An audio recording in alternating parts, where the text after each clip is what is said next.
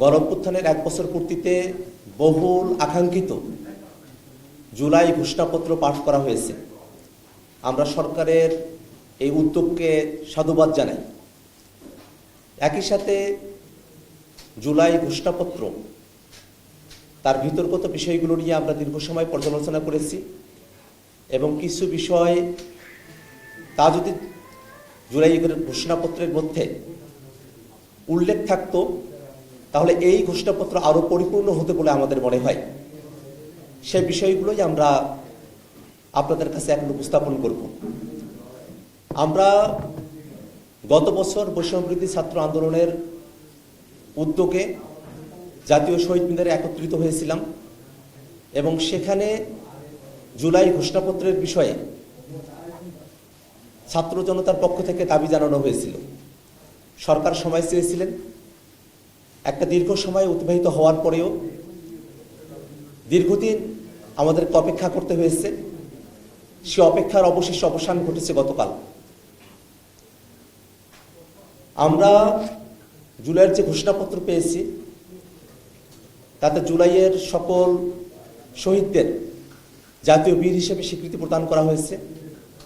জুলাইয়ের সকল আন্দোলনকারী, শহীদ পরিবার, আহত সকলকে আইনি সুরক্ষা দেওয়ার কথা প্রতিশ্রুতি ব্যক্ত করা হয়েছে। এই ঘোষণাপত্রের মধ্য দিয়ে রাজনৈতিক দলগুলোর তরফে আবারও প্রতিশ্রুতি ব্যক্ত করা হয়েছে যে বাংলাদেশ একটি বৈষম্যহীন, দুর্নীতিমুক্ত, ফেসিবাদ মুক্ত একটি রাষ্ট্র কাঠামো আমরা পাবো। টাইলক্স টয়লেট ক্লিনার, যার অ্যান্টিব্যাকটেরিয়াল এজেন্ট টয়লেটের কোনায় কোনায় পৌঁছে 99% জীবাণু ধ্বংস করে। এবং একই সাথে এই ঘোষণাপত্রের আরো পরিপূর্ণতার জন্য আমরা দীর্ঘ সময় ধরে সরকারের কাছে যে দাবিগুলো জানিয়ে এসেছিলাম তার কিছু বিষয় এখানে অনুপস্থিত থেকে গেছে। আমরা যদি একেবারে শুরুর সময় থেকে খেয়াল করি,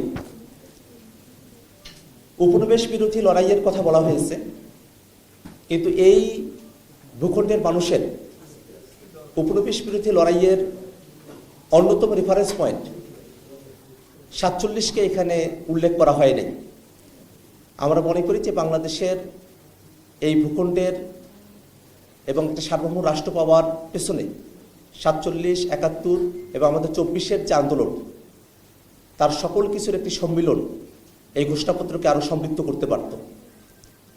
এই ঘোষণাপত্রে শহীদের সংখ্যার ব্যাপারে প্রায় 1000 শব্দবন্ধ ব্যবহার করা হয়েছে, অথচ জাতিসংঘের রিপোর্টে 1400 জন মানুষ এই অভ্যুত্থানের সময়কালে শহীদ হয়েছেন। এই পরিসংখ্যান আমাদের সকলের জানা।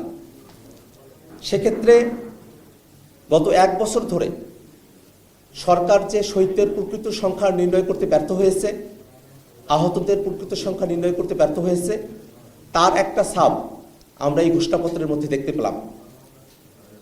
এই ঘোষণাপত্রে গত 16 বছর ধরে বাংলাদেশের মানুষেরা যে আন্দোলন সংগ্রামগুলোতে অবতীর্ণ হয়েছেন,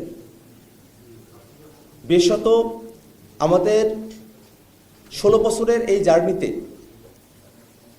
রাষ্ট্রীয় গুরুত্বপূর্ণ যে বিষয়গুলো জাতির কাছে আমাদের কাছে মনে হয়েছে তার অনেকগুলো বিষয় এখানে অনুপস্থিত থেকে গেছে।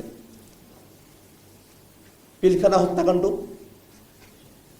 শাপলা গণহত্যা, জুডিশিয়াল কিলিং, ভ্যাট বিরোধী আন্দোলন, 2018 সালের কোটা সংস্কার আন্দোলন এবং নিরাপদ সড়ক আন্দোলন, আবরার ফাহাদের হত্যার বিরুদ্ধে আগ্রাসন বিরোধী আন্দোলন, মোদী বিরোধী আন্দোলনের কথা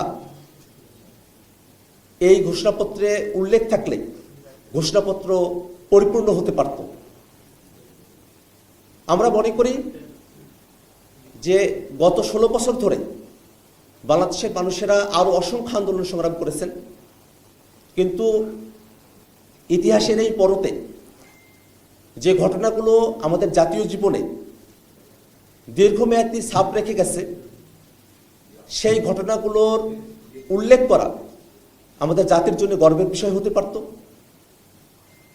একই সাথে আমরা ঘোষণাপত্রের মধ্য দিয়ে আমাদের সংগ্রামগুলোর আরো ঐতিহাসিক স্বীকৃতি সুনির্দিষ্টভাবে অর্জন করতে সক্ষম হতাম।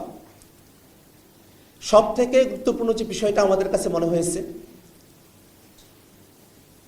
এই ঘোষণাপত্রের 25 এবং 27 নম্বর পয়েন্টে আয়োজিতব্য নির্বাচনের মধ্য দিয়ে নির্বাচিত সরকারের সংস্কারকৃত সংবিধানে তফসিলে এই ঘোষণাপত্রকে উল্লেখ করার কথা বলা হয়েছে।